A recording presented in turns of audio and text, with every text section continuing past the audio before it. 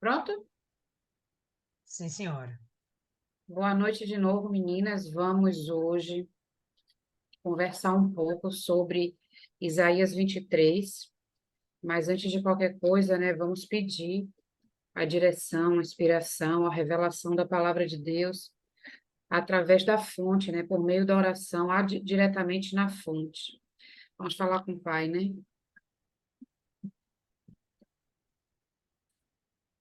Senhor, nosso Deus e amado Pai, precioso, majestoso e soberano Deus, a quem tudo pertence, meu Deus.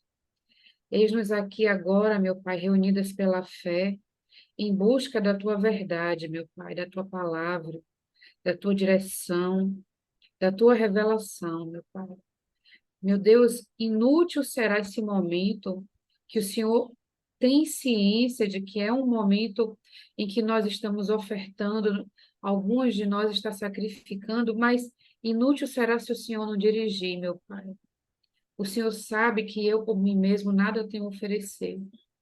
Se o Senhor não dirigir, se o Senhor não revelar, se o Senhor não nos alimentar, meu Pai, em vão é esse momento ofertado a Ti.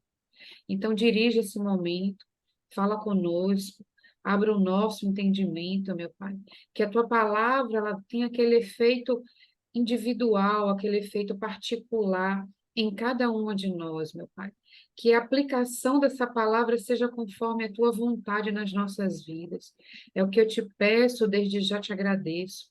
Em nome do Pai, do Filho e do Espírito Santo. Amém. Então, meninas, vamos lá.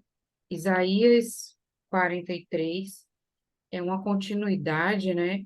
Nós vimos até aqui que é uma tentativa incessante do Senhor de chamar a atenção do teu povo, de despertar, de trazer um despertamento do teu povo, para que o povo venha se consertar, para que o povo venha se voltar para ele. É um livro também que revela juízo, a justiça de Deus, entre tantas outras coisas. Mas esse capítulo, dê um minuto aí, por favor. Pode? Então, meninas, esse capítulo em particular, ele traz assim, hum, mais uma vez, né? Mas ele traz assim a revelação de um amor do pai que está sedento para cuidar e que ele faz, ele usa de todas as formas possíveis para escancarar o seu amor para as pessoas. Ele praticamente implora para que as pessoas confiem nele, para que o povo dele confie nele. Então, vou ficar aqui falando do capítulo sem a gente começar, né? Então, vamos lá. Verso 1. Mas agora, assim diz o Senhor, que te criou, ó Jacó, e que te formou, ó Israel. Não temas, porque eu te remi. Um versículo e um monte de coisa, né? É um versículo que tem tanta coisa para falar, um versículo que diz tanto, né? Um versículo que vai lá de Gênesis, vai passando e chega aqui em Isaías e ainda vai lá até Apocalipse, né? Mas é um versículozinho que diz assim: Eu sou seu pai, e agora eu vou cuidar de você, e agora eu te fiz, eu te formei, e agora eu vou cuidar de você. Mas vamos lá. O mais agora é uma mudança de sentido, porque até então o povo vinha passando por momentos de vinha a palavra em cima de juízo, em cima de do povo se atentar para o seu pecado, para o povo se corrigir, para o povo se consertar.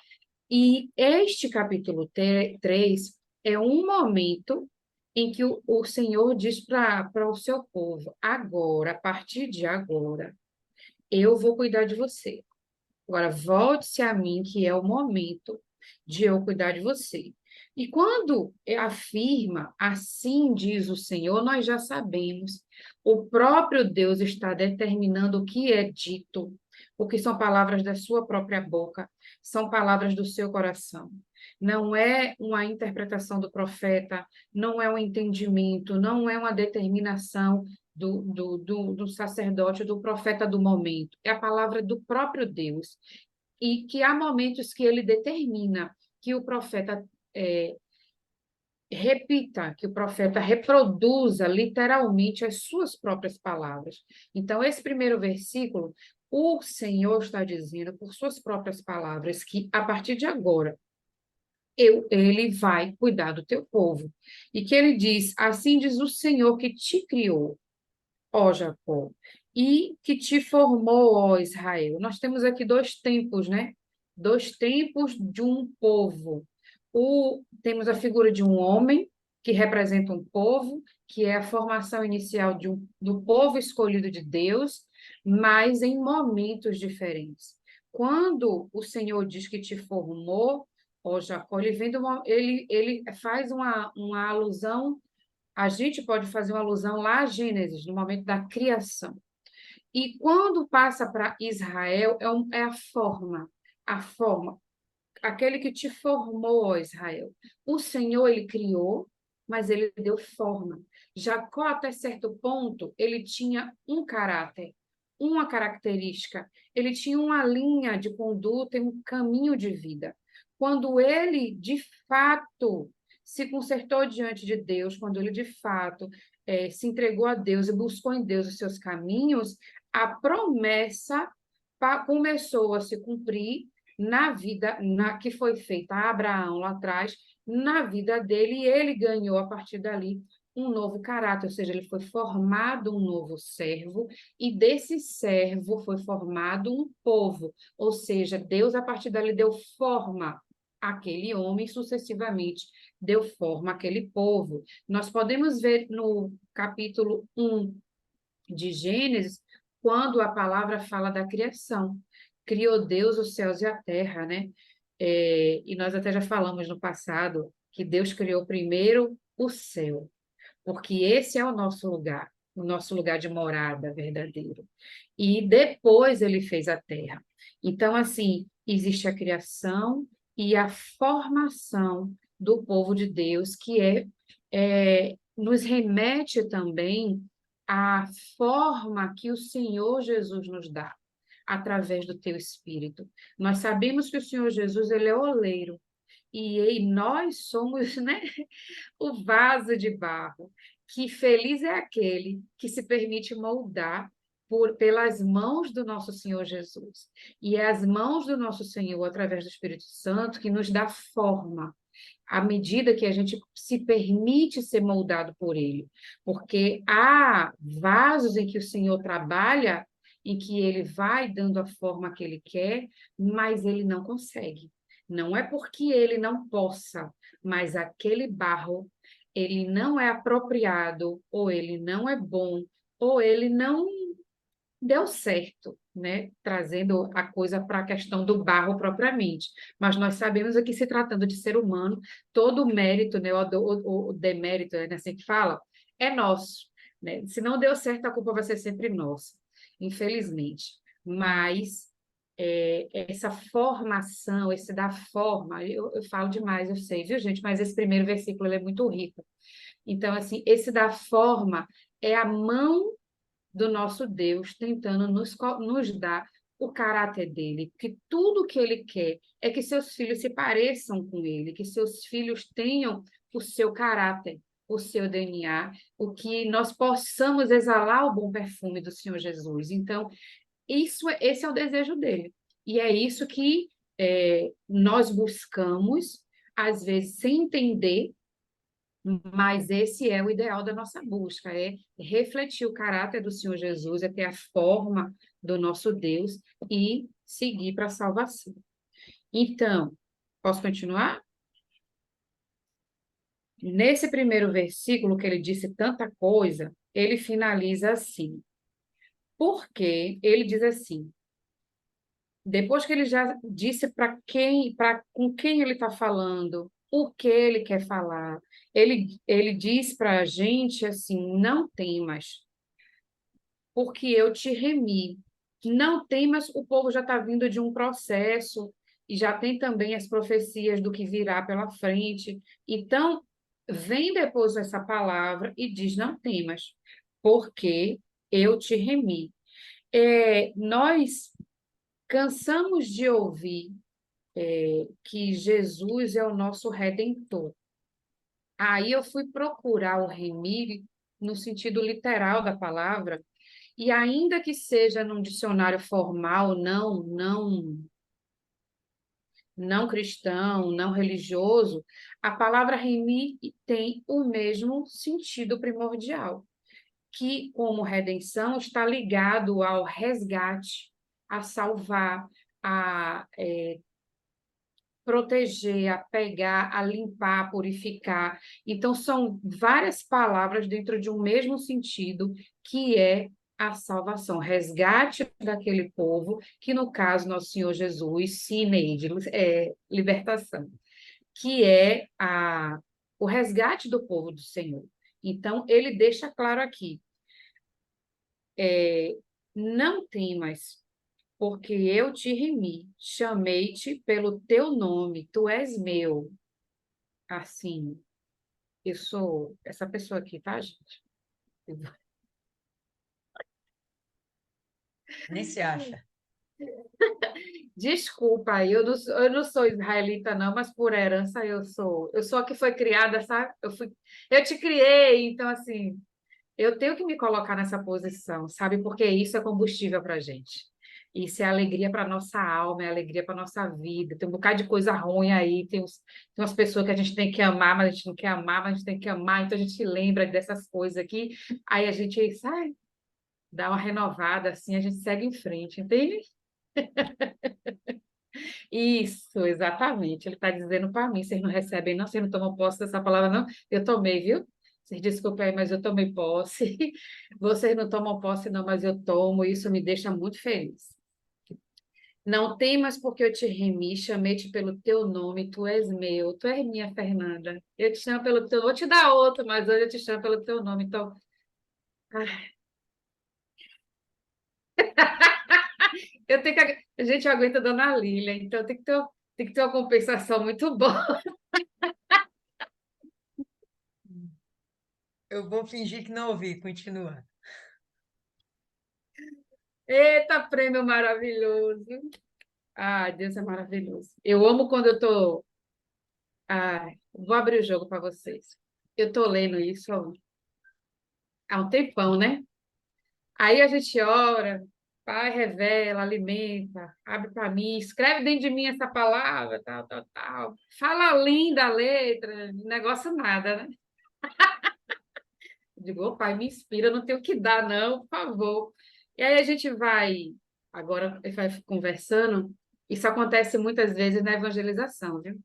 E ele começa a falar, só que ele não está falando para vocês, ele está falando para mim, entende? É muito gostoso isso. Obrigado, viu? Enfim, vamos lá.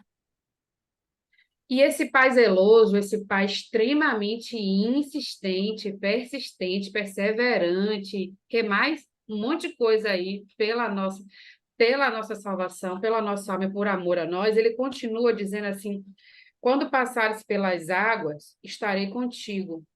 E quando pelos rios, eles não te submergirão. Quando passares pelo fogo, não te queimarás, nem a chama arderá em ti. De cara, a gente tem uma ideia de que ele está falando das adversidades da vida, que diante de todos os problemas, ele vai estar conosco para a gente não ter medo. Mas aí a gente quer mais, né? O grupo de meditação aí quer um pouquinho mais, aí a gente quer saber exatamente do que ele está falando.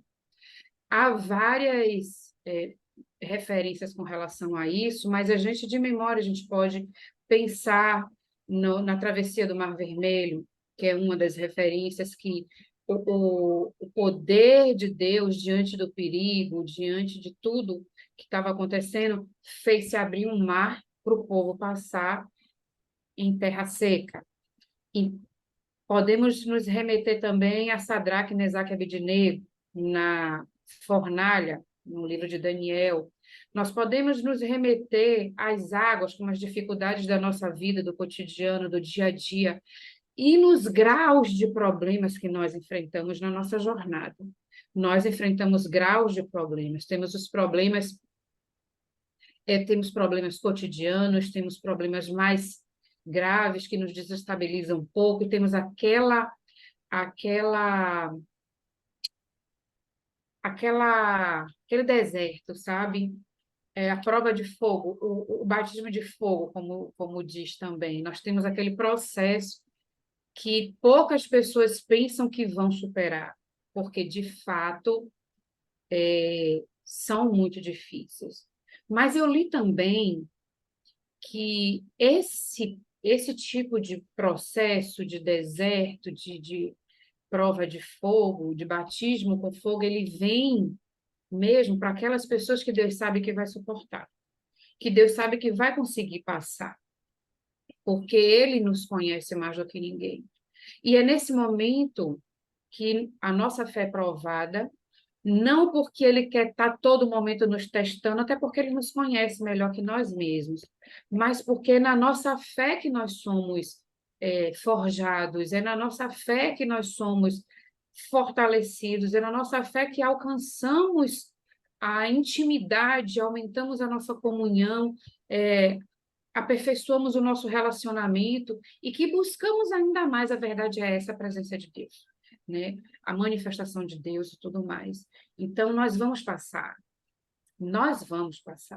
Então, que nós passemos confiando nele, que nós passemos de mãos dadas com ele, porque vai ter dias muito difíceis, vai ter dias que a gente não vai suportar por nós mesmos, e não tem problema nenhum da gente botar o joelho no chão e se derramar para ele.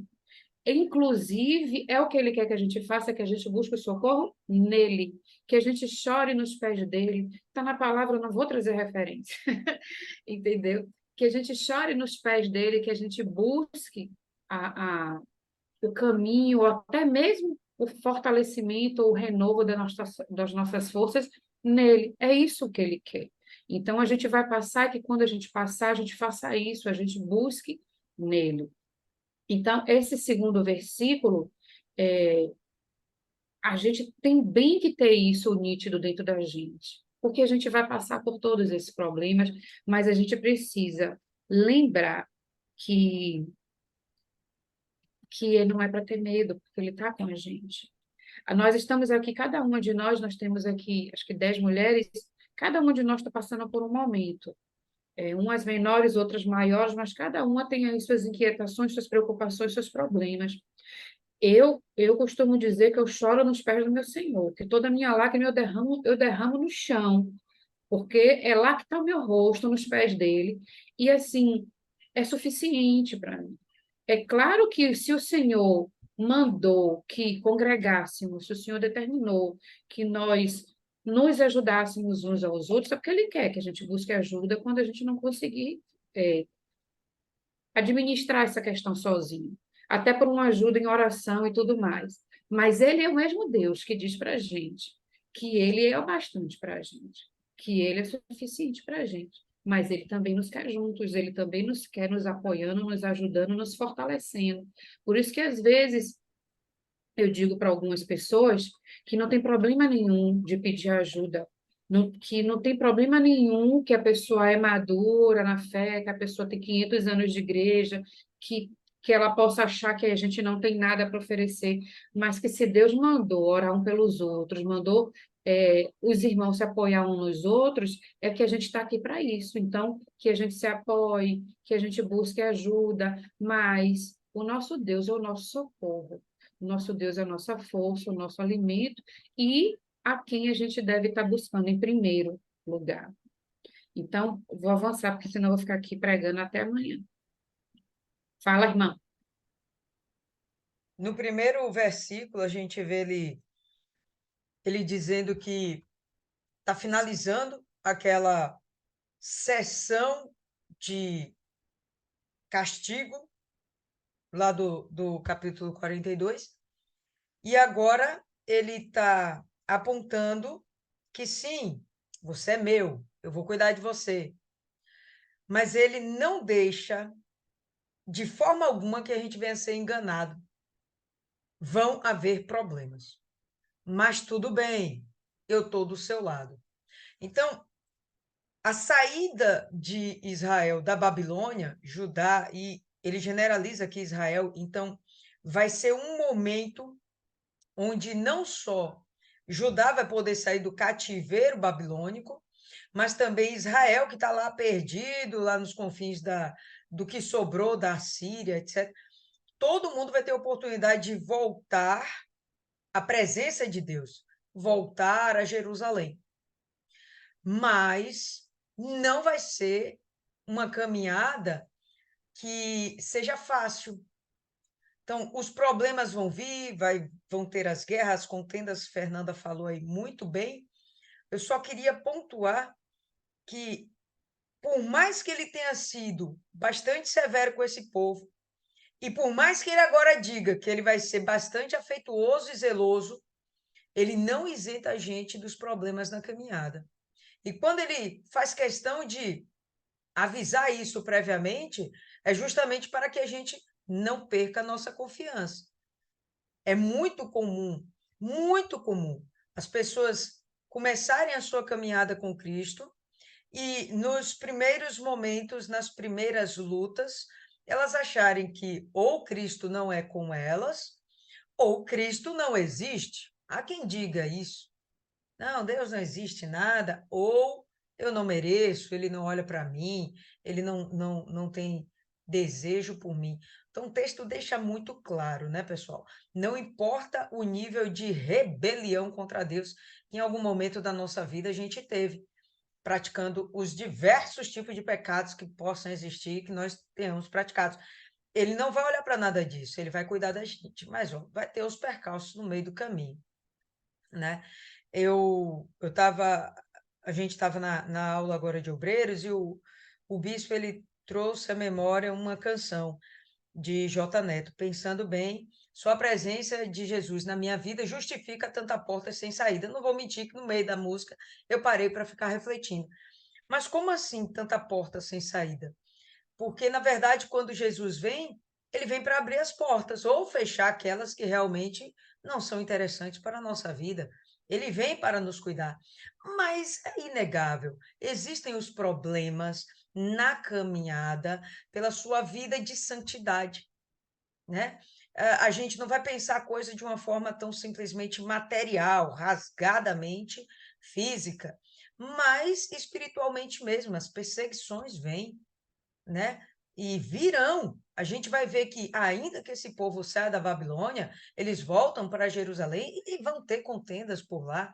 Vai continuar sendo inimigo do povo de Samaria e vai ser assim até o fim. Está sendo até os dias de hoje.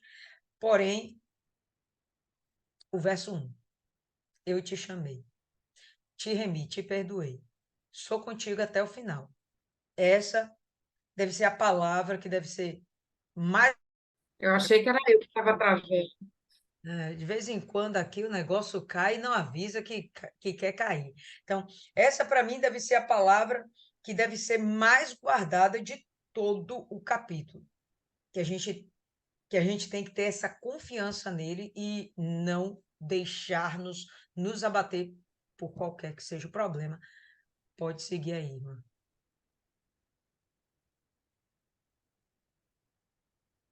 3. Porque eu sou o Senhor teu Deus, o Santo de Israel, o teu Salvador. Dei o Egito por teu resgate, a Etiópia e a Seba em teu lugar. Eu acho que eu não coloquei, deixa eu dar uma olhada aqui. Se eu coloquei a referência. Ai, só um minuto.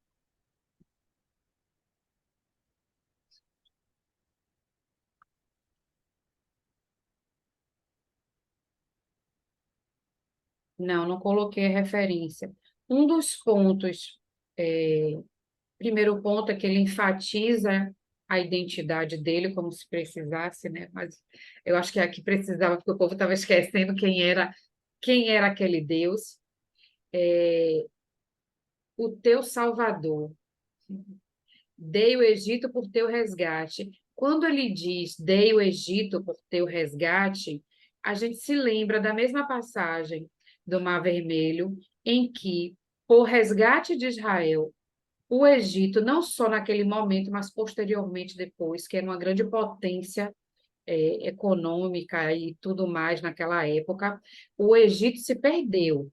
Nunca mais foi o mesmo, né? Estou errada nessa, dona Lília. Então, houve no resgate, para e no resgate do povo de Deus naquele momento, a, praticamente a extinção do exército, né, a morte do exército e o declínio do povo. Ou seja, ele disse que deu todo o Egito em resgate ao povo de Israel. Ou seja, o povo de Deus, ele pegou assim, acho que todo mundo já entendeu, né? Foi querendo destrinchar, mas todo mundo já entendeu. Foi uma troca. Ele destruiu o Egito para ter o resgate do povo dele. A Etiópia e a Seba, se eu não me engano, são terras, povos em que o Senhor deu em resgate a Ciro pelo retorno, libertação do povo do período do exílio. O que, que eu quero dizer com isso? O povo de Israel estava cativo, a gente sabe disso. Então, quando o Senhor usa Ciro para libertar o povo, é como se ele tirasse um e repusesse outro. Não é mais ou menos essa linha de raciocínio? Eu Fala iria, aí. eu iria para Isaías 18 e 19, onde a gente vai entender um pouco mais sobre isso. É porque eu Pessoal, não coloquei a essa. referência. Eu li, mas não coloquei essa referência, não. Então, o que a gente vai perceber é o seguinte: eram povos que perturbaram Israel, eram inimigos de Israel, foram hipócritas com Israel, fizeram aliança com Israel, traíram Israel, enfim. Então, foram povos que Deus determinou que eles iam ser destruídos. Essa ideia de serem como resgate é essa a intenção. Esses povos vão ser eliminados da sua vida, Israel. Né? Esse povo não vai mais perturbar. Por quê?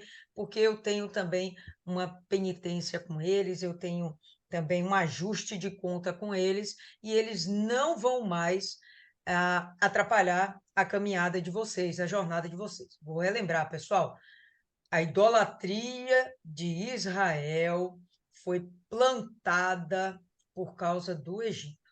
Né? A idolatria que Israel trouxe, e enfim, estava até antes do cativeiro da Babilônia existindo, veio de lá do Egito. Não só isso, quando ele fala sobre a Etiópia, o Sebna, como a gente vê aqui, ele está falando de outros reinos que também castigaram Israel. Castigaram não é a palavra mais adequada, mas subjugaram Israel em algum momento, subjugaram Judá em algum momento. E com isso fez esse povo, né, o povo eleito de Deus, sofrer. Aí já sabe, né? Mexeu com o filhinho dele, tem problemas depois. Então, a ideia desse texto é isso aqui. Então, essas pessoas tiveram de ser eliminadas para que você pudesse ser resgatado.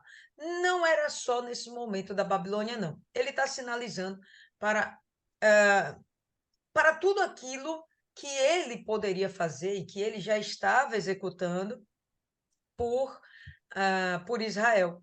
Vamos lembrar, só lembrar, que isso é uma profecia, não está acontecendo, ok?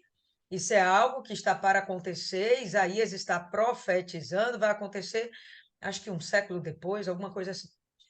Enquanto não acontece, isso está sendo dito. Ele também já tinha dito profecias contra essas nações, que podem já estar sofrendo, inclusive, a ação de Deus nesse momento. Porque a Babilônia está sendo. A Babilônia ainda não se levantou contra Judá, mas o Egito já está sendo afetado pela Assíria. Provavelmente a Assíria também já está dominando a região da Etiópia. Então, essas nações já estão sofrendo castigos por conta de terem sido colocadas, né, se colocarem na posição de como inimigas de Judá, inimigas de Israel. Está dando para entender? Então, Deus tá pontuando tudo aquilo que ele está fazendo para cuidar de Judá, para cuidar de Israel.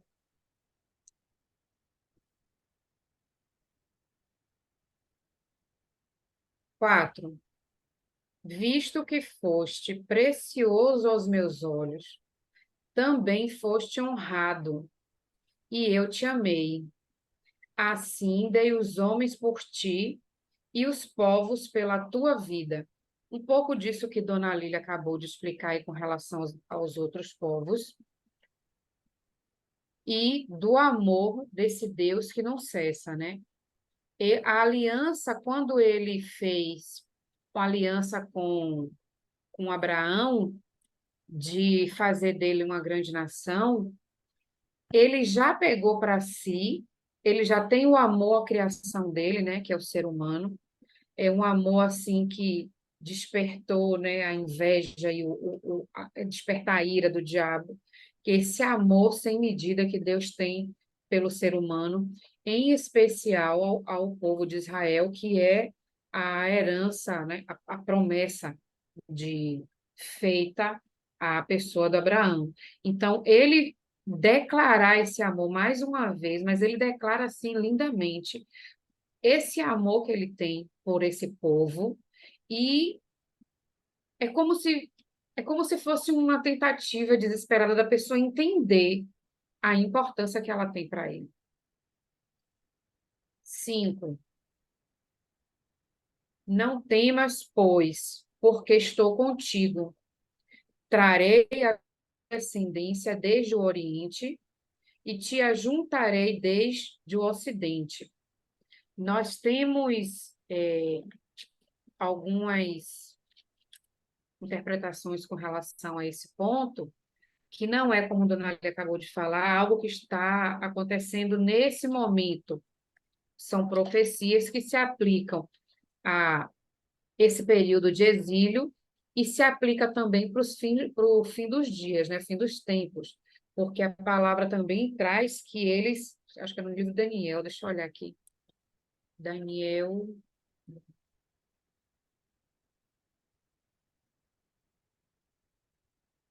é no livro de Daniel que fala do retorno dos filhos para Jerusalém.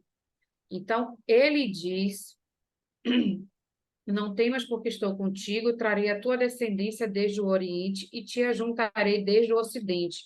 O 6, ele continua esse versículo dizendo: direi ao norte, dá, e ao sul, não retenhas. Trazei meus filhos de longe e minhas filhas das extremidades da terra. Nós temos nesse período profético com relação ao exílio que vai acontecer lá na frente, e temos o retorno do povo, e temos também o período do retorno de todo o povo judeu para Jerusalém no fim dos tempos, né? Quer acrescentar aí nesse aspecto? E, de fato, é como você fala, essa profecia aqui, ela vai ter mais de um momento de cumprimento, tá? É uma profecia que ela vai ter esse valor no momento do cativeiro babilônico, porque quando a Babilônia invade e destrói Jerusalém, a maior parte é levada para a Babilônia. Tem uma parte que permanece em Jerusalém e tem uma parte que foge para o Egito. Então, tanto esse povo vai voltar do norte, do oriente, como também vai voltar do ocidente. A gente entendendo que seja lá do Egito, entendendo que Jerusalém é o centro de toda a história, né? Então, quando a gente for fazer alguma referência geográfica, quando a gente perceber uma referência geográfica no texto, a gente vem, a maioria das vezes vai estar se referindo como ponto de referência Jerusalém. Então, norte de Jerusalém, sul de Jerusalém, nordeste, tudo relacionado a Jerusalém. Então, a gente vai ter povos que vão estar. Povos não. A gente vai ter povo de Deus voltando do seu exílio. Tanto os que fugiram para o Egito, como aqueles que foram levados pela Síria antes, foram dispersos também por essa região aí do Oriente Médio, como esses que foram levados aqui pela Babilônia, e outros estão dispersos também lá em Samaria. E outra, vai ter esse momento que nós estamos vivenciando desde 1948, que é a constituição da nova terra de Israel, de nova nação de Israel, com um território físico, e até hoje pessoas de todo o mundo estão afluindo para lá, voltando para Judá, voltando para Jerusalém, voltando para Israel, melhor dizendo, tá certo? E o povo de Deus está sendo mais uma vez recolhido. Então, de fato, é um momento onde a gente vai ver esse cumprimento dessa profecia em vários momentos. E ainda tem o final de tudo, quando de fato a gente vai perceber que o próprio povo de Israel vai ser disperso de lá de dentro mais uma vez, período da grande tribulação, e Deus está falando, né, que esse povo vai voltar a habitar mais uma vez em Jerusalém, e daí para todo sempre, enfim. Então, é uma profecia que vai ter cumprimentos, desdobramentos em vários momentos, né, das nossas eras da humanidade. Vocês querem falar aí? Pode falar.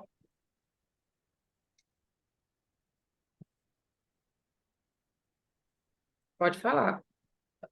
Perdão, é que eu tava procurando o negócio do Câmera microfone. fechada e eu mesma.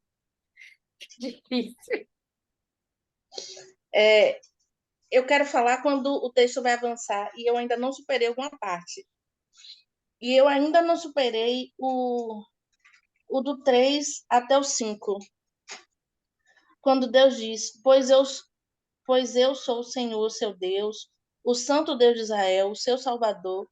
Dei como pagamento o Egito, a Etiópia e Seba, a fim de que você fosse meu, para libertar você. Entrego nações inteiras como preço do resgate. Pois para mim você vale muito. Você é um povo que eu amo. Você é o povo que eu amo. Um povo que merece muita honra. Mas não tenha medo, pois eu estou com você. Essa parte me chamou muita atenção porque quem somos nós para saber qual é o valor de uma alma para Deus? Às vezes a gente, pelo menos eu já passei por esse erro quando a gente estava evangelizando, e aí eu vi um bêbado, eu passei pelo bêbado. Eu achei que aquela alma não estava receptiva para ouvir a palavra de Deus. Ou naquele momento, pelo seu estado de ébrio, não merecia. E aí Lia vem e fala com ele, e ele está super receptivo. Ele era, naquele lugar, a pessoa mais receptiva à palavra de Deus. Eu senti aquilo, poxa, eu podia ter falado com ele. Ele estava receptivo, diferente das outras pessoas que não estavam meio ébrias, que não tinham como vício o álcool, não tinham como doença a embriaguez, mas você sentia nele uma vontade de sair dali, de ouvir a palavra de Deus, de receber aquele conforto. Aquilo me impactou um pouco e eu digo, nunca mais eu vou passar por esse erro. Nunca mais vou julgar as pessoas. Julgar a necessidade de Deus na vida delas pela aparência, sabe? E aí a gente vê o povo falando, né? Ainda mais no meio jurídico. Ah, bandido bom, bandido morto. Mas a gente não sabe o valor daquela alma. Às vezes a pessoa recebe... Eu vejo muito isso, sabe? Tem gente que recebe 10 tiros e não morre. Não morre. O cara sai pulando de terreno em terreno e não morre. E aí, às vezes, a pessoa cai, cai, bate a cabeça e morre. E a gente, às vezes, não entende por quê. Por que os bons morrem? Por que os maus ficam aí para fazer? Talvez porque Deus ainda tem esperança nessas pessoas, nessas almas, e não quer perdê-las. Talvez elas tenham um valor para Deus que a gente não imagina, sabe? E às vezes eu me surpreendo quando eu oro para Papai do Céu e ele atende. Gente, aconteceu uma coisa que eu orei a ele hoje de manhã. Eu ainda tomo essa surpresa, como se ele não ouvisse as minhas orações, sabe? Mas ele ouve. E assim como ele ouve minhas orações, ele também analisa o meu comportamento com o outro, o meu amor para as almas que ele Ele ama tanto. Então, se eu amo, eu preciso passar esse amor. Preciso amar da mesma forma, ou ter sempre esse olhar de que ali são pessoas, são umas valiosas para Deus. E, e eu estava analisando a questão de valor e preço. A questão, acho que é Tiro Lipa que fala que uma água na rua é R$ 2. No, no, no aeroporto é R$ 8. Mas é a mesma água. Às vezes é a mesma marca. Mas o que dá valor não é a pessoa que se dá valor. Ou se dá, né? Mas quem estabelece o valor da pessoa não é às vezes a pessoa, é o outro que vê nela e estabelece o valor, sabe? Ou o uso. Eu não sei se você. Porque nem eu me compreendi, imagino vocês. Mas uma pedra preciosa é apenas uma pedra. Somos nós que dizemos quem é precioso ou não. Então é Deus que diz se aquela pessoa é preciosa ou não, se aquela alma merece ou não ser salva, ou se dá mais uma chance, sabe? Aqueles caras que tomam 10 tiros não morrem. E aquela pessoa que toma um tiro e morre. É Deus que determina isso. E não cabe a gente julgar. E isso me impactou muito. Me lembra Rick Lázaro, que o rico realmente achava que tinha muito valor, mas o valor dele para Deus, o Lázaro valia muito mais. Tanto que o nome de Lázaro é dito na Bíblia e o do rico é só o rico. E às vezes a gente tem ousadia de julgar o outro apenas unicamente pela aparência. Isso. Bacana aí. A gente parou aonde? A gente está no verso 6. 7. A Não, todos 6. os... A gente leu 6, foi o complemento do 5. Foi? Perdoe. Continuação do 5. A todos os que são chamados pelo meu nome e os que criei para a minha glória, eu os formei e também eu os fiz. Você percebeu uma categorização do negócio aí? Uma separação. Deixa eu categorizar aqui o negócio. Então, a todos os que são chamados pelo meu nome, todos os que creem, Criei. querem e oi, Sim, sim, continue, continue. creem, querem e buscam, são chamados pelo nome do Senhor. E os que criei para a minha glória. Quem que ele criou? Ele criou todos. Toda a humanidade foi criada por ele, para a glória dele. Ele diz para os que são chamados pelo nome dele, no caso, todos nós, eu os formei, aquilo que pelo menos eu entendo dessa forma, aquilo que eu falei lá no começo. Ele formou essas pessoas, ele formou esse povo, que é o povo que está salvo, vou dizer, o povo que crê, o povo de Deus. E para o segundo, eu os formei e também eu os fiz. Eu entendo que é uma categorização aqui. Tem toda a humanidade é criação. Ele nos fez para a glória dele. Mas aqueles que são chamados pelo nome dele, que no caso somos nós, o povo de Deus, o povo de Israel, e nós pela herança, pela fé, nós somos os formados por ele. No 8 diz, o que é que tu tira disso? Porque esse versículo por si só, ele traz essa mensagem e um pouco mais para alguns de nós. Hein, irmã? Hein, Isis? Você está falando do Hein, verso Vicky? 7 ainda, né? Sim, sim, sim. Não teria nada a acrescentar além do que você falou, não. Trazei o povo cego, que tem olhos, e os surdos, que têm ouvidos. Eu não participei de toda a meditação do 42, mas o 42 traz essa relação do povo cego e do povo surdo. a segunda parte da meditação do 42 eu não participei, mas eu entendo que se trata da cegueira e da surdez espiritual.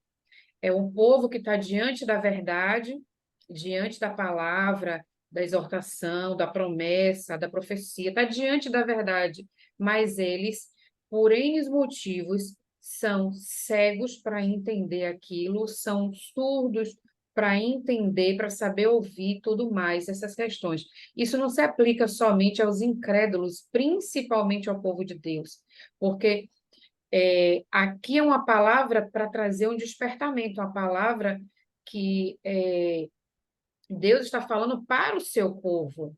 Ele diz que é para trazer os cegos, os surdos, que a gente entende que é cegueira e surdez espiritual, o povo do mundo. Mas, primeiramente, tem que se aplicar a nós, porque esse povo aqui vivia um momento espiritual em que estava precisando disso tudo, e por isso recebeu toda essa palavra até aqui. Todo essa exortação, toda essa palavra de essas profecias e tudo mais. Então, antes de a gente pensar que esse cego e surdo espiritual é apenas o povo que está aí no mundo e que se recusa a abraçar a fé, primeiro essa palavra é para a gente, porque muitas vezes a gente está cego e a gente está surdo sim para a nossa condição, para o nosso momento, ou para a nossa atitude, ou linha, enfim. E a gente se atentando a isso, se a gente só se atentar a isso, a gente já para refletir, já é um ponto. Nesse caso aqui, se refere também ao povo, que a gente vai ver mais para frente um pouquinho, à humanidade em si, aos incrédulos que estão aí, que idólatras e tudo mais. Então, eu vou avançando para o 9, que continua assim: todas as nações se congreguem e os povos se reúnam. Quem dentre eles pode anunciar isto e fazer-nos ouvir as coisas antigas? Estas coisas antigas refere-se às promessas que já são antigas a esse período que ele traz isso, não é isso? Entendeu minha pergunta? Não, não entendi, mas Tá. vamos lá. Quando ele está falando aqui de todas as nações, desde o do capítulo 42, 41 também, ele fica fazendo esse jogo com as nações, no sentido de que ele sabe qual vai ser o futuro de tudo, e as nações não sabem nada. Seus deuses não sabem nada. Então ele toda hora fica fazendo esse jogo. Só voltando aí um pouquinho, a gente vai novamente para ele. No 8, ele está falando, sim, do seu próprio povo. Aqui não é povo estranho, não. Aqui é o povo dele mesmo. A gente vê isso no capítulo 42, no verso 19, onde ele vai e discrimina. Quem é cego como meu servo, ou surdo Sim, como mensageiro a quem enviou. Então, aqui ele está claro que ele está falando de pessoas que são povo escolhido, mas ainda com essa debilidade espiritual. Mas ainda assim, que venham todos, que venham todos. Ele está dizendo que todos têm que devolver seus filhos, né? Isso ele vai começar lá no verso 6. Direi ao norte entrega, ao sul não retenhas, trazer meus filhos, todos que são chamados pelo meu nome. Traz o povo ainda que tem olhos, é cego, tem ouvidos, é surdo. Todas as nações congreguem-se, povos reúnam-se. Quem dentre eles pode anunciar isto e fazer-nos ouvir as predições antigas? Eles não têm nenhum poder, nenhuma capacidade de fazer profecias que realmente se cumpram, de falar profecias, fazer não. Falar profecias que realmente se cumpram. Ele está chamando o povo dele e depois ele vai falar com todas as nações, até porque a gente tem que estar incluído nesse negócio aqui de alguma forma, né? Então, nós somos todas as nações. Sobrou um tempinho para a gente, glória a Deus. Apresentem as suas testemunhas e por elas se justifiquem, para que se ouça e se diga, a verdade é. Né? Então, ele chama todo o povo dele para falar as verdades que ele já falou, você é meu povo, eu sou contigo, vai vir terremoto e tempestade, mas vocês vão ser guardados, fica firme, só confia em mim, independente dos problemas. Aí depois ele chega e chama, e vocês, nações estranhas, venham, falem aí as suas verdades, coloca aqui na mesa para ver se a gente pode dizer que, poxa, realmente isso é verdade. Então, ele está fazendo uma confrontação, entende? Ele na verdade, está colocando em xeque a idolatria das outras nações e provando por A mais B que eles não têm a menor capacidade de interferir na continuidade das nações, dos povos, na vida. Mas ele sim, ele tem o poder de fazer o que ele quiser. Você começou logo no início do estudo falando algo que é totalmente pertinente desde o capítulo 41. Deus está fazendo um esforço danado para convencer o seu povo que depois de 2 gerações que estariam totalmente incrédulos lá dentro da Babilônia, passaram pelo menos 2, 3 gerações. Se a gente considerar uma geração de 25 anos, já se passaram pelo menos 3 gerações. Depois de 3 gerações, meu irmão, você já esqueceu muita coisa. E quem nasceu dentro do cativeiro é escravo, não é livre. Então, ele tem um trabalho muito grande para fazer com que essas palavras fiquem gravadas, as profecias fiquem gravadas naqueles que vão. Para eles chegarem lá e transmitirem a mensagem para aqueles que nascerão lá. Está dando para entender? Então, vão os cativos, eles têm que ter conhecimento da mensagem. É isso que Isaías está aqui, falando. O esforço é totalmente de Deus. Quando chega lá, olha, vocês vão pregar para aqueles que nasceram lá, aqueles que são escravos. Isso foi replicado, tá? E a tentativa de Deus é justamente fazer com que essa geração que foi escrava, e se porventura existia ainda alguém daqueles que foram, que é pouco provável, né? Porque a essa altura já não tinha mais essa vida de 120 anos, não. A vida já estava se resumindo aos seus 70 anos mesmo. E foram 70 anos de cativeiro. Provavelmente, a primeira geração que chegou lá só fez passar o recado. Eles devem ter morrido por lá mesmo, provavelmente. Quem chegou lá, nascido, já saiu velho, com 70 anos. Dá para perceber isso? Então, o esforço de Deus é legítimo, porque aquele povo não conhecia Deus. Havia profeta lá, se eu não me engano, Ezequiel é do tempo do cativeiro. Não tenho certeza agora também, viu, pessoal? Mas se eu não me engano, sim, ele é do tempo do cativeiro, do tempo. Jeremias é antes, Isaías é antes, todos os outros são antes. Mas acho que Ezequiel é do tempo. Enfim, alguém tinha que estar lá para dar continuidade a essa pregação. Mas a pregação principal foi de quem foi para aqueles que nasceram lá. Os que foram padeceram, muito provavelmente, e quem ficou tinha pelo menos uma vaga lembrança. Tipo, Daniel. Então, quando houve a lembrança, estava lá os escritos de Isaías, eles tiveram acesso de alguma forma, eles lembraram, olha, tal. Então, o que Deus está fazendo é levando essas pessoas a terem esse entendimento. Essas outras nações, por mais poderosas que elas pareçam ser, por mais grandiosos que seus deuses pareçam ser, eles não são capazes de acrescentar 1 milésimo de vida na história. Mas eu sim, confiem em mim. Tá entendendo? Então, essa é a jogada. Então, o verso 9 é essa confrontação. Ele fez isso no 41, ele fez isso no 42, ele está fazendo mais uma vez aqui no 43. No 10, ele chama o povo dele para ser suas testemunhas, porque deixa eu ler. Vós sois as minhas testemunhas, diz o Senhor, e meu servo, a quem escolhi, para que os saibais e me creiais e entendais que eu sou o mesmo, e que antes de mim Deus nenhum se formou, e depois de mim nenhum haverá. Se tem alguém que pode dar referência desse Deus, é o povo de Israel, o povo de Deus, de Israel no todo. Porque se ele for dar testemunho de quem é esse Deus, que é o mesmo do passado, eles têm, digamos assim, história para contar.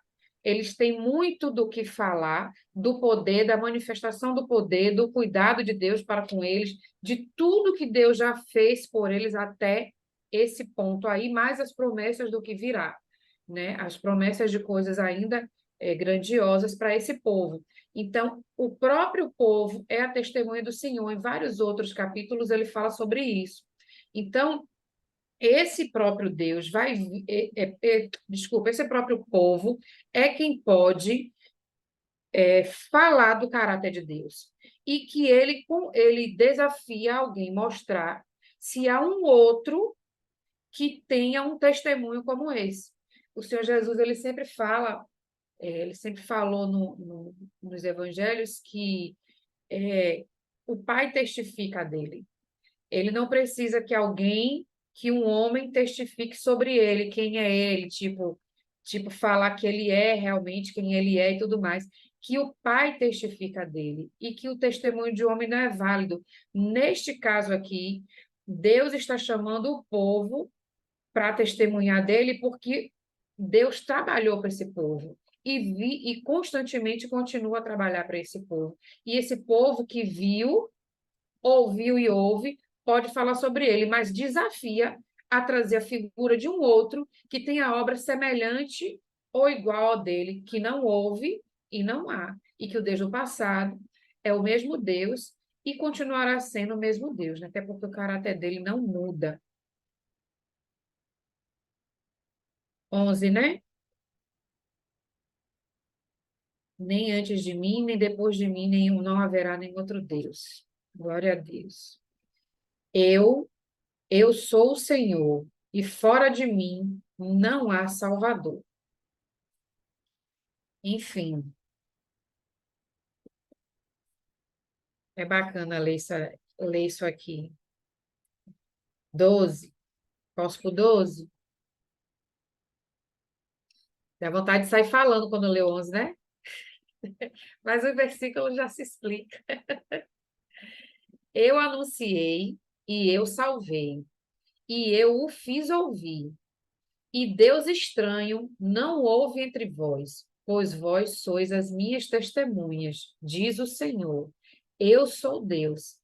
Ainda que num período de idolatria, ainda que num período de rebeldia, o povo tivesse aqueles momentos de adorar outros deuses, de ter estatuetas e tudo mais, nenhum se estabeleceu, nenhum trouxe ou agregou nada que eles pudessem levantar a bandeira e dizer fez, aconteceu ou existe. Apenas serviu para que o povo se afastasse de Deus, para que o povo entrasse em traição para com Deus e para nada mais. Então, essa reafirmação da identidade, do caráter de Deus, a gente, tudo bem, Dona Lila sempre fala das gerações, do tempo que passou e tudo mais, mas a gente, pô, velho, eu sei que parece um absurdo o que eu vou falar, mas os torcedores do Bahia ficam aí brigando por causa de um título que tem mais de 50 anos e fala com vigor, assim, sabe? É campeão de não sei o quê, que tem mais de 50 anos o negócio. O povo esquece de tudo que Deus já fez, gente. Então, Deus fica reafirmando o caráter dele para esse povo se lembrar de quem ele é. Porque um povo assim comemora menor do que o do torcedor do Bahia. Porque esquece quem é esse Deus. Que ele chega a um ponto de se colocar nessa posição de insistir para que o povo lembre quem é esse Deus maravilhoso que quer tanto cuidar deles, que já fez tanto e que quer fazer mais. E que, ainda que com sua justiça permita que passem por desertos e rios e águas, está afirmando que vai continuar cuidando deles e que garante eles têm o caráter de Deus, o testemunho deles mesmos sobre esse Deus. Então, a gente vê aqui um Deus supremo, reafirmando o caráter e a identidade dele para esse povo por amor, que eu francamente não entendo, mas graças a Deus, né? Ainda bem que você não é Deus, ainda bem que Deus é Deus. Graças a Deus por isso. Ai, 13, né? 13. Ainda antes que houvesse dia, eu sou. Deixa eu contar uma coisa para você. Você pode falar que é besteira, mas a palavra de Deus é a palavra de Deus. E se ela bater em você e voltar sem fazer nada, é porque tem alguma coisa errada. Eu estava, quando Jesus, a novela, foi lançada, eu estava, era nova de conversão, devia ter um ano, menos de um ano, no sentido assim de entender certas coisas. E eu estava assistindo, eu era bem, assistia de uma maneira bem emotiva a novela, né? Mas, tanto que a crucificação na época eu não assisti, eu não consegui ver a crucificação no primeira vez que passou. Mas teve eu não tinha lido na Bíblia, teve um período que aquela passagem em que os soldados vêm prender o Senhor Jesus no, no Monte das Oliveiras, né? Foi no Getsemane, no Monte das Getsemane. Oliveiras. Getsemane, Getsemane. né? Faz confusão. No momento que os soldados vieram prender o Senhor Jesus, em que eles buscam identificar quem é, considerando a escuridão do lugar e do horário, em que eles perguntam: buscamos a Jesus Nazareno. Aí eles repetem: buscamos a Jesus Nazareno. E ele fala: eu sou. E que, né, na cena mostra o trecho da palavra que diz que eles se prostraram, eles caíram em terra e se prostraram diante da soberania de Deus. Eu fiquei, aquilo me atingiu, aquilo me afetou, assim, me alcançou de uma forma, veio sobre mim, eu não sei explicar o que foi. Foi uma mistura de, eu não tinha lido aquela passagem, eu não conhecia, eu não tinha um entendimento mais profundo da palavra. Eu não sabia o que significava o eu sou, como a gente já estudou um pouco mais hoje, já meditou a respeito. Mas quando eu ouvi ele falar e que eu vi aquilo, é como se ele tivesse dito para mim que aquilo era importante, o que ele falou, e era muito forte, como disse. Eu não gosto de jargão, mas usando o jargão, aquilo foi muito forte e me alcançou de uma maneira que eu tive temor, um temor profundo, que eu não entendi porque eu tive aquele temor profundo. Eu sei que aquilo cá, do lado de cada da TV, mexeu muito forte comigo. Então, toda vez que eu leio, e depois que eu vi no Velho Testamento, a mesma declaração de identidade do nosso Deus, e que Jesus se identifica também como Deus, que ele diz, eu sou, fala comigo do mesmo jeito. Do mesmo jeito só que hoje vem com mais alegria, vem com temor, mas vem assim com alegria de tipo assim, é o meu Deus, sabe? É o meu Senhor, é o meu Senhor, enfim. A palavra ela realiza uma obra individual em cada pessoa. Pode ser que quem está me ouvindo não entenda nada, acho que eu sou uma idiota que falo muita besteira, mas essas são experiências com a palavra que a gente tem. A palavra de Deus ela nos oportuniza a ter experiências com Deus aqui, lendo, refletindo, meditando, sabe, saboreando. Então Deus ele nos permite viver experiências com ele aqui, na leitura da Bíblia. Então são experiências minhas que eu espero que outras pessoas que não tiveram tenham e tenham ainda maiores, porque é como a própria palavra diz, né? A gente quer que o outro experimente, a gente quer que o outro viva, que o outro conheça, entenda. Então, eu espero que quem não teve, venha a ter essas experiências, é muito maravilhoso. E toda vez que eu leio Eu Sou, chega a dar uma coisa assim no coração, assim, aperta o negócio, mas é muito bom. Ainda antes que houvesse dia, a gente volta a pensar lá na criação. Eu sou. E ninguém há que possa fazer escapar das minhas mãos. Misericórdia, deu medo? Em mim dá, viu? Agindo eu, quem o impedirá? Eu acho que a gente não precisa destrinchar isso, né, gente? Precisa, irmão? Não, acho que não. Também acho que não. É muito bacana isso aqui. Assim diz o Senhor, vosso Redentor, o Santo de Israel. Por amor de vós enviei a Babilônia e a todos fiz descer como fugitivos, os caldeus nos navios com que se vangloriavam. Dona Lília falou sobre isso há pouco. Um dia, Deus usou a figura do Nabucodonosor, a nação da Babilônia e o povo caldeu para agir com, vai usar aí, no caso, temporalmente falando, ainda vai usar, né? Para fazer justiça, juízo com seu povo por conta de toda a desobediência. Um dia ele decide usar como instrumento. Aí, como ela falou há pouco, aí eles vão, erram na dose, né? É para dar uma palmadinha na mão, eles vão lá e sentam a mão, abusa. Aí Deus diz: olha, eu posso bater, você não pode, não. Não maltrate meus filhos. Eu deixei para você segurar, mas não é para abusar. Aí eles vai e abusa. O Senhor diz: eu vou pegar você. Você está maltratando o meu povo. Eu vou te pegar. Agora quem vai sofrer juízo é você.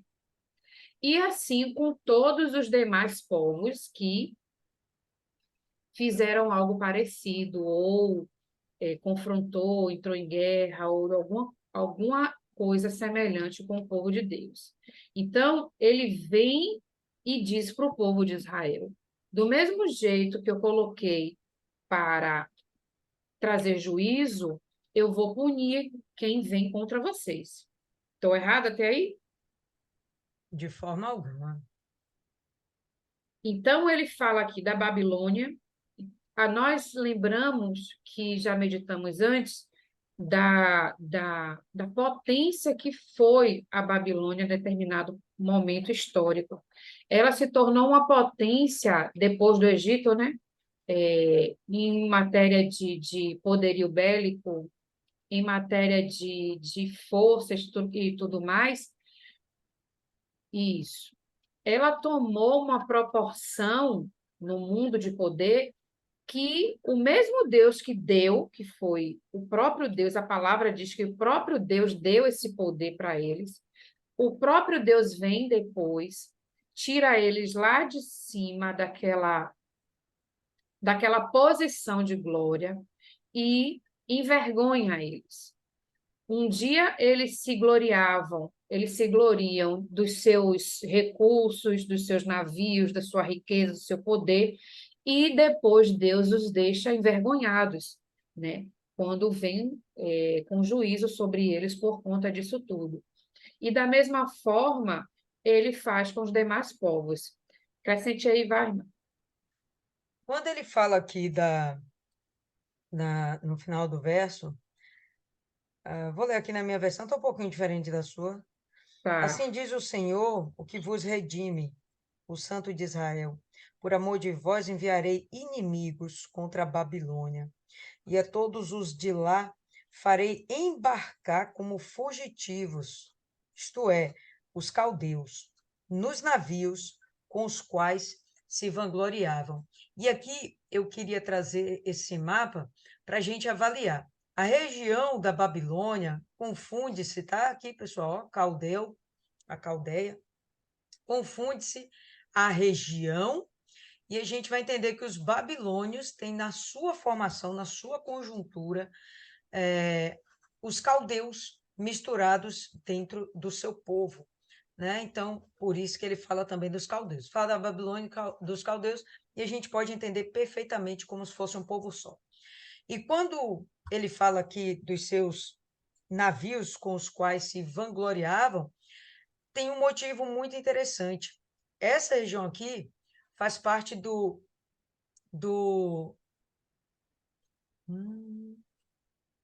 esqueci agora, acho que é o levante do Oriente, o crescente do Oriente, que é justamente essa região muito bem irrigada aqui pelo Eufrates e pelo Tigre. A gente tem aqui uma extensão desses rios de em torno de 3.000 quilômetros. 3.000 quilômetros. É coisa pra caramba. Hoje ele está aqui situado numa região, nasce aqui numa região que é da Turquia, e vai chegar lá até o Golfo Pérsico. Então, a importância desses rios dentro das civilizações é coisa de outro mundo. Vamos imaginar que se não tivesse esse rio, isso aí seria uma região desértica. Mas, bom, tem esses rios e eles exploravam muito bem a navegação. Se vocês virem aqui nesse mapa, tem aqui, ó, rotas principais.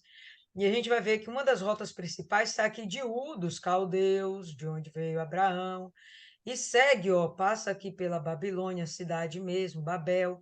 Vamos seguindo, vamos seguindo, vamos seguindo.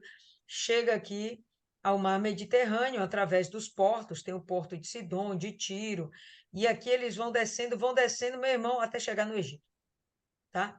Então, toda essa rota aqui é extremamente rica, mas não existiria se não fossem os rios e, obviamente, sem a navegação dos caldeus. Eu acho interessante que Deus não deixa passar nada batido, né? Os navios deles eram algo que lhes traziam uma sensação de poder, trazia para eles algo de grandioso. E, obviamente, quem estava lá e via pensaria a mesma coisa. Nossa, olha só que navio potente. Não era nenhum Titanic, né, pessoal? Mas para a época, com certeza era uma navegação muito bem desenvolvida, né? Para chegar aqui, o que vinha de lá da Ásia, né, do continente asiático, trazer para cá para levar até o Egito, né? Uma outra rota, daqui também subia para a Europa, não era Europa ainda o nome, mas enfim, tá? Então, toda essa região aí, se não fosse o Eufrates, se não fosse o Tigre, não existiria. A Babilônia nem seria opulenta, não haveria nem riqueza, porque não tinha de onde tirar. E a gente vai ver que grandes nações inimigas do povo de Deus começaram aqui por aqui. Então, você vai ver aqui, primariamente, a região da Síria, a Média, tem os Medo-Persas, os persas estão aqui embaixo. A região de Elão já se considera a região dos persas, tá bom? Eles se uniram e também conquistaram essa região aqui, ó. Isso aqui está bem irrigado, faz parte, né? O Tigre e o Eufrates aqui em algum momento se encontram e eles descem por aqui. Então, toda essa região dependia do Tigre e do Eufrates, né? E aí Deus chega e diz que até mesmo seus grandes navios, né, eles iam ser usados para transportar o povo inimigo. O povo inimigo ia ser transportado para quê? Para ser escravo lá adiante. Para mostrar que aquilo que para eles era sinal de poder, vai ser para Israel sinal de redenção. Dá para entender? Então, Deus não deixa passar nada batido, né? Nem, parece que fica meio perdido aqui. Por que vai falar de navio? Estamos falando aqui dos povos. Ah, sim, mas é muito importante mostrar que aquilo que eles acreditavam que era grandioso e que Israel via também como algo grandioso, Israel não tinha grandes navios, pessoal. Israel não era um povo que trabalhava com o mercantilismo através das águas. Não era a natureza de Israel. Israel era mais um povo agrário, pecuarista. Salomão até tentou, né? Salomão tentou, mas você vê que ele dependia demais de Tiro, de Sidom, entende? Então, dentro da realidade deles, quando eles chegaram ali, viram tudo aquilo, Babilônia era a topzera das galáxias na época, quando eles veem tudo aquilo, aquilo impressiona. Mas Deus está dizendo, não se impressiona com essas coisas, não. Isso aí vai ser usado contra eles, né? Então, essa é a intenção da profecia, né? Desmoralizar, descredibilizar, descredenciar a Babilônia. Então, o 15 é um versículo aparentemente simples, que repete, mas que, para mim, fecha uma sessão, né? Que reforça o caráter do nosso Deus, a identidade dele. Para mim, é um momento de parar, sabe? Hoje aqui, com esse versículo. É um versículo para a gente sair com ele na mente, assim, sabe? Eu sou o Senhor, vosso santo. o Criador de Israel, o vosso Rei. É para a gente sair pensando nisso. Tudo que a gente lê, a diversidade de ações que o Senhor faz para alcançar o povo, o porquê que ele faz, as estratégias que ele usa, os meios que ele usa, as pessoas que ele usa, as coisas que ele permite, e por que permite, e por que insiste, por que persevera, e por que tanto tempo, enfim. Todas essas questões elas permeiam a identidade dele, quem ele é. Ele é o Senhor. Só o fato dele ser Senhor já é suficiente para a gente acatar tudo. Ele é santo. A ideia de santidade, eu sempre falo para ele que meu intelecto é muito micro para refletir na grandiosidade dele, na dimensão de quem ele é, né? A santidade dele, às vezes eu peço até perdão por falar com ele, porque eu não deveria nem me dirigir a ele, de tão santo, inimaginavelmente, eu não consigo imaginar a glória de Deus. O Criador de Israel. Quando eu leio o Criador de Israel, eu já não faço mais distinção, porque eu sei que o amor original dele é por toda a humanidade. Ele escolheu um povo, porque ele fez uma promessa, ele tem amor por esse povo, mas ele tem amor por toda a humanidade, porque ele quer salvar todos, tanto que ele mandou o Senhor Jesus e mandou abrir a salvação para todo mundo. Então, eu particularmente não faço mais essa distinção. O vosso rei é para a gente lembrar um pouquinho só do tamanho desse Deus e que, independente de qualquer coisa que a gente entenda, que não entenda, que a gente acha, que a gente não ache, isso já é suficiente. Ele é Deus, né? Ele é tudo.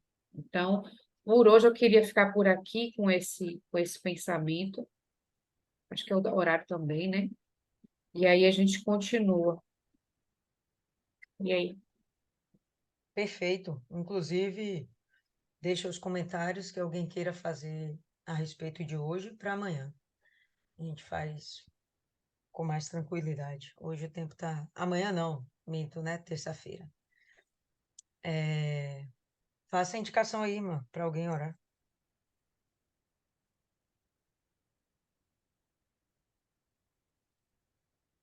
Eu estou aqui. O pensamento fugiu do que tu me pediu para fazer. Indicar Cris, você alguém está para aí, orar. Cris?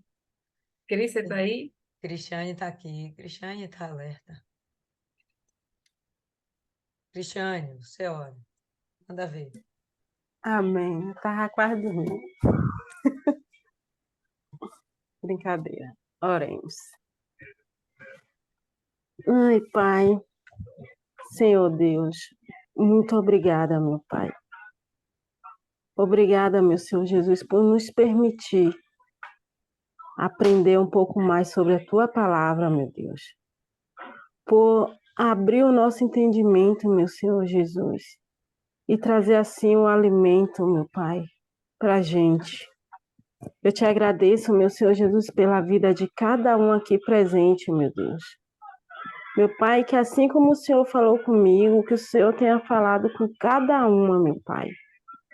Senhor, eu te agradeço pela vida de Fernanda, meu Senhor Jesus. Que o Senhor continue usando-a, meu Pai, capacitando cada dia mais, meu Deus, para que ela venha, assim como ela nos tem ajudado, que ela venha ajudar também, meu Pai, continue ajudando outras pessoas que se encontram sedentas pela Tua palavra, meu Deus. Obrigada, meu Senhor Jesus, que o Senhor abençoe Dona Lília, meu Pai, que é a pessoa que o Senhor escolheu para nos ensinar sobre a Tua palavra, nos ensinar sobre a fé, meu Pai.